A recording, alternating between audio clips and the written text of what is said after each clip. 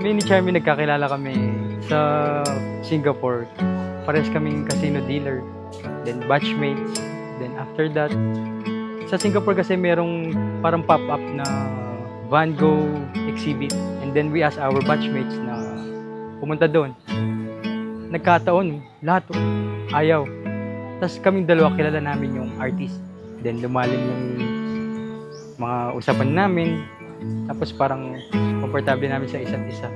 July 27, 2023, I asked her na pwede na ba kami mag-official maging boyfriend at girlfriend. Okay lang, mag-picture lang tayo. Then after nun, ayun na. The rest is history. Then eto na lang. Sana mag-yes naman siya ngayon sa proposal na gagawin.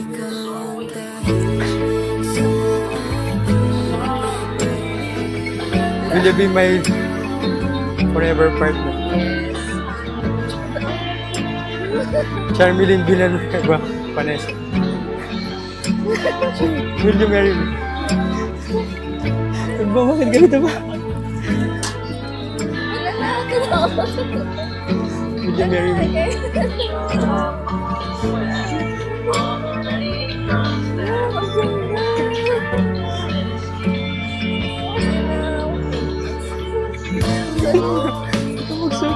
Saan mo dapat sinusot?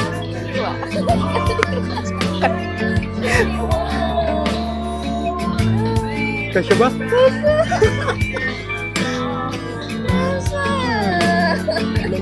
Love you.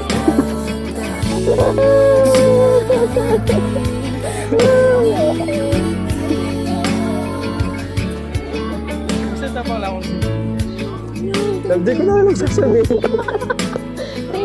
Nawala. Ang ganda.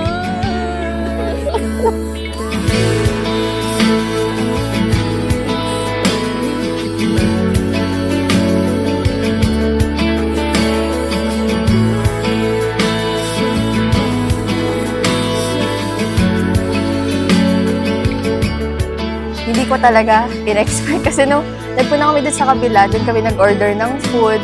Tapos bigla na lang niya akong inaya dito para i-check tong cafe if pwede kami dito after magkain sa Fabrica. And then, nagulat ko bigla na lang siya pumasok, binigyan siya ng menu.